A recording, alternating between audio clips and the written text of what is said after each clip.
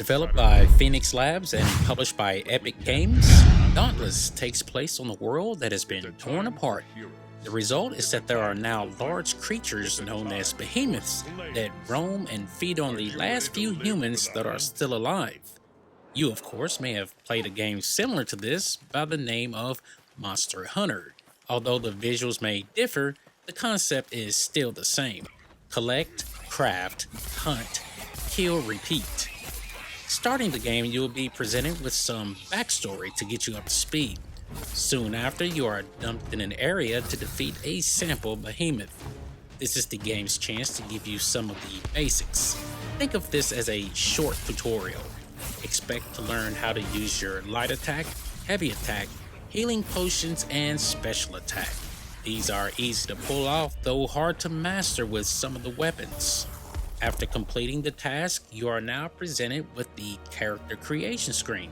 Here you can customize how you would like to be seen in the game world. You'll have access to plenty of options such as a pre-made head, gender choice, skin color, head shape, eye adjustment, hair type, nose adjustment,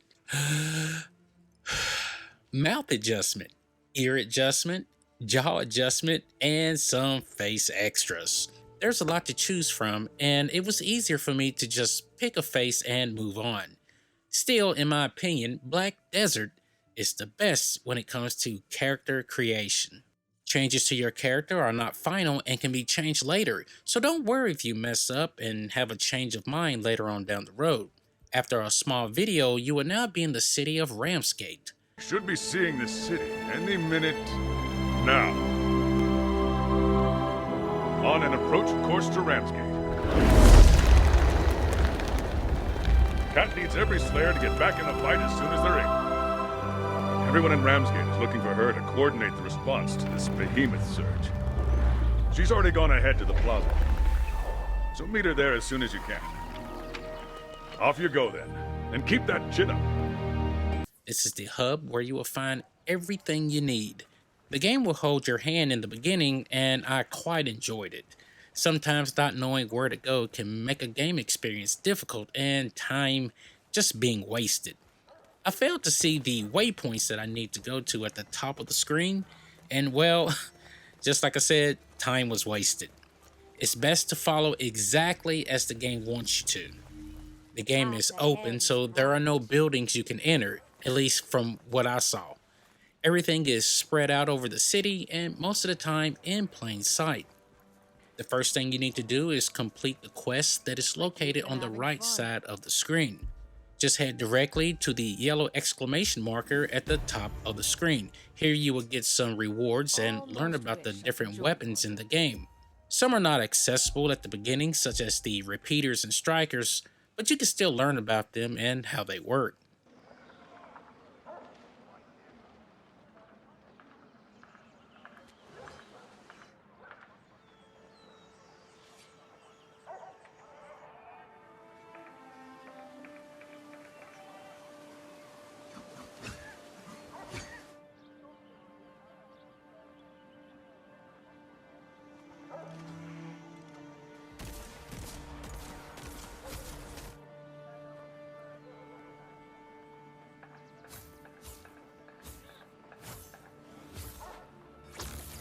Next, you will learn about how to start a hunt and get a schematic for a new weapon.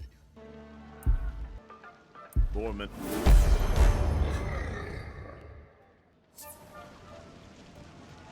Head to the hunt board and start the quest. Here you will be able to start the matchmaking and set up your equipment. On the left, you will get some info on what parts you could collect while fighting and some information about the reward. When the matchmaking is initiated, you can close the menu and continue walking around. Soon the match will be found and you can get things together and ready up. On my first hunt, I was paired with 3 other players, 2 being on the Nintendo Switch and the other on Xbox One. I was on PC, of course. We all have mics, but no one spoke a word.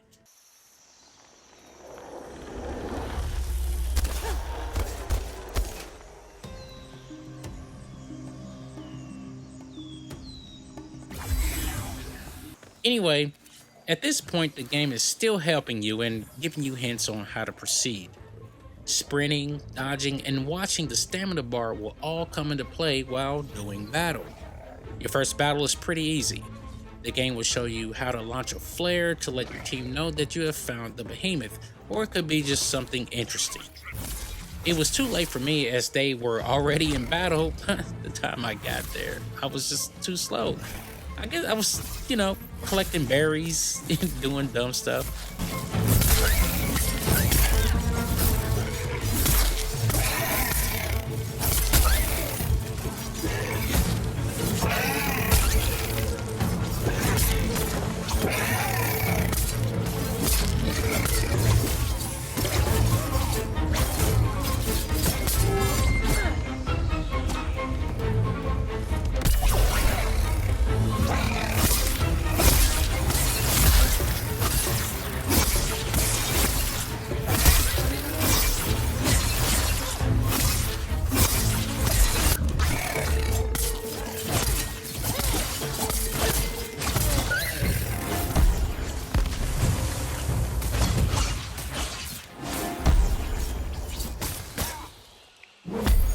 Defeating the enemy will give you a rating on how you've done and the loot you've attained. Other info such as progression is also represented. Getting back, you can mingle and talk with your friends, or you can continue on. I stopped and watched the weapon show. How nice. Looking at those weapons, I'm jealous. Anyway, we need to get back and collect some rewards.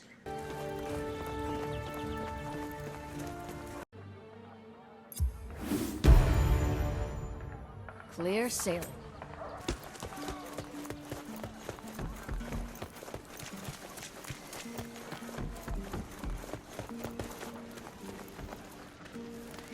My favorite Slayer. Don't tell the others. Upon doing so, we are able to forge a new weapon and collect more rewards. Behemoths. Our next stop will have us to craft some new armor, as fighting these large creatures require more protection. We should have enough resources to craft a few things already in our inventory.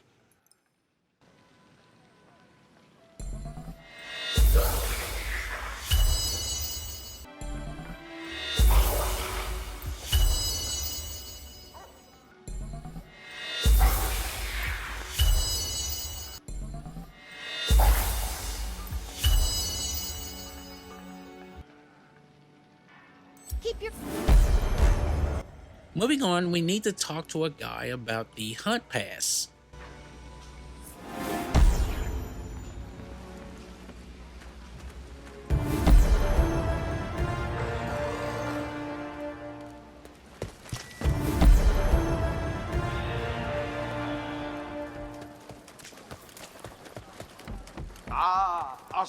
This keeps track of your accomplishments and will reward you with items when a certain task is completed.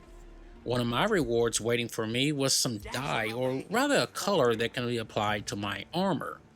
Again, more rewards were collected by the time I was done. So glancing to the right, we have another quest to complete. So back to the hunt board to initiate a hunt. You may notice that when in the map screen, you will see the exclamation marks. These are just here to let you know where to go and works as a quest tracker, so you won't get lost.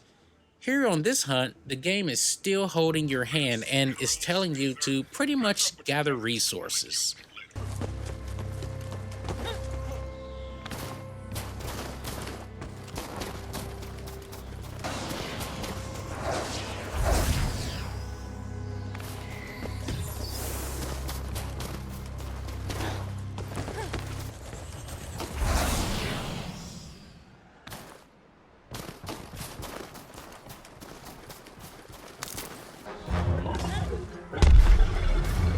Noticeably, the behemoths are getting larger and are moving more strategically. They are also dealing more damage, so be careful. When at the smith, I forged a hammer which is big, bulky, and slow, but is really powerful. I found it difficult to use, but decided to stick with it for the time being.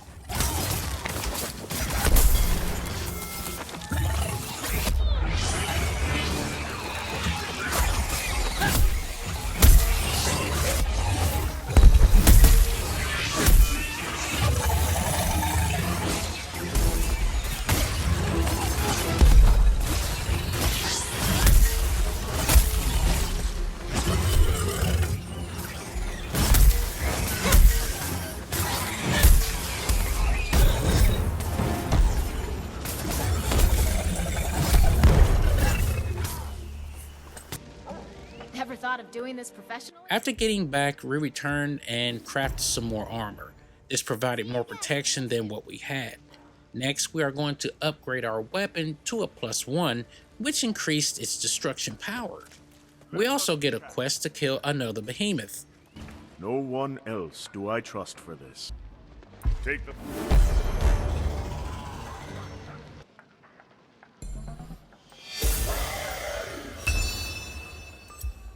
We will speak again, my friend.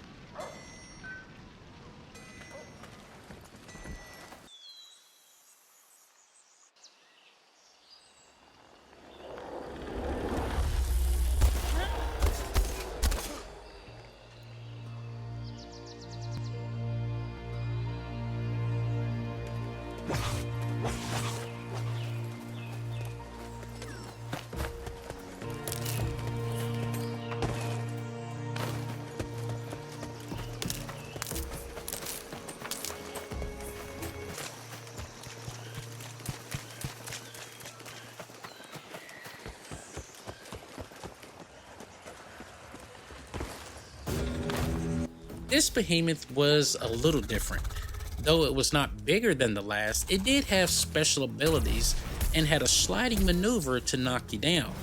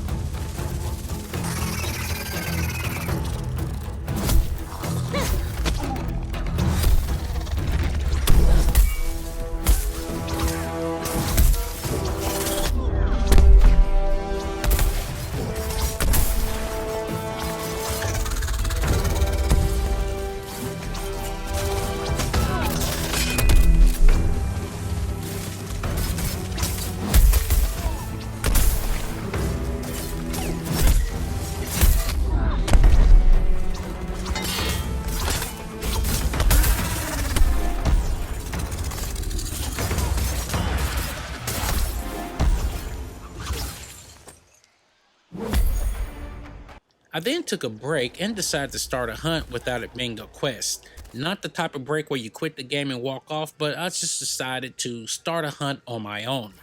I wanted to practice with my weapon as I didn't see anywhere in the city to do this. This paired me up with one partner and we took it down pretty easily. I think I'm getting the hang of how to use this weapon, although more practice is needed.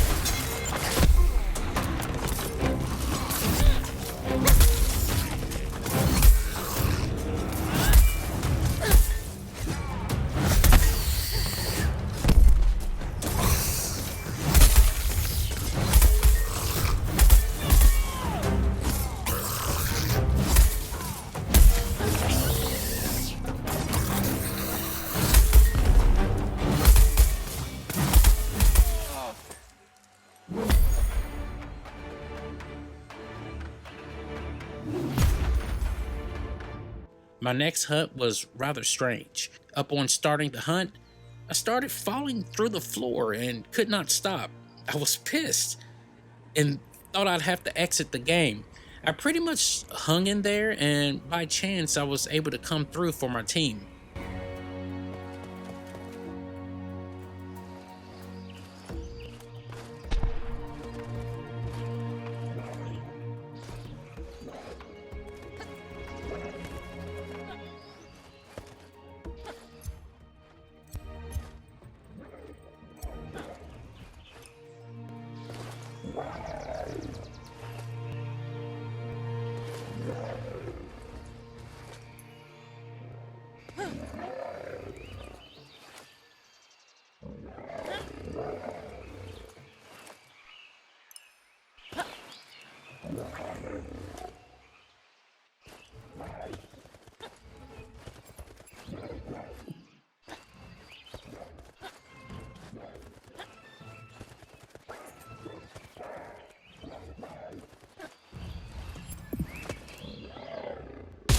I guess the game corrected itself somehow, something I've never seen in my life. Anyway, I caught up with them and we pretty much beat the hell out of that beast.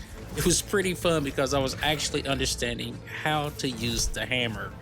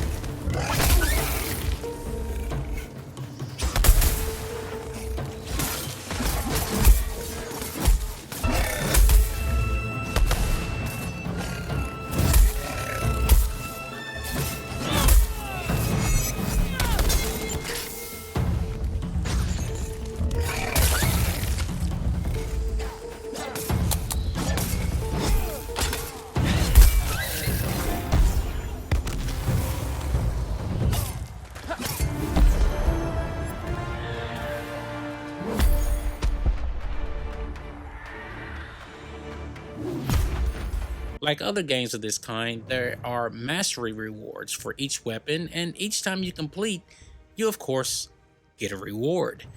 Clicking on the weapon will let you know what you have to do, such as break 5 behemoth parts or deal 50k damage, and the list goes on.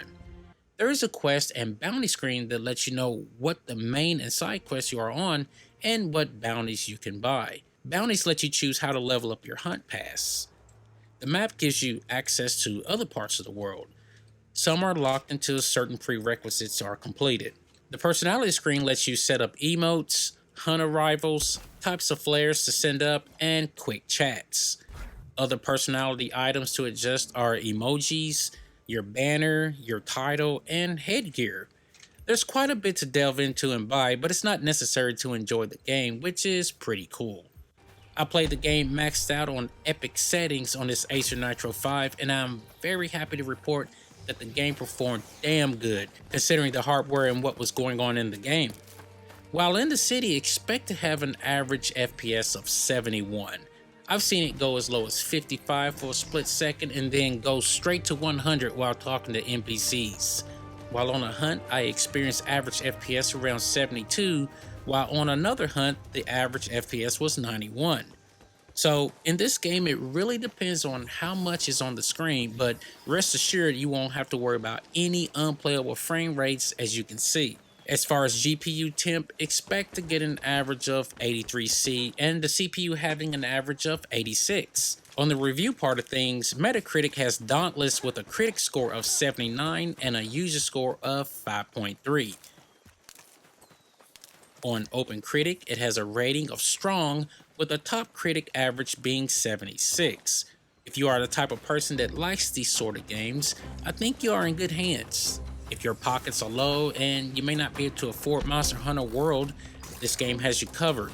I'm sure there are some things that are very different between the two, but come on, you can't beat free.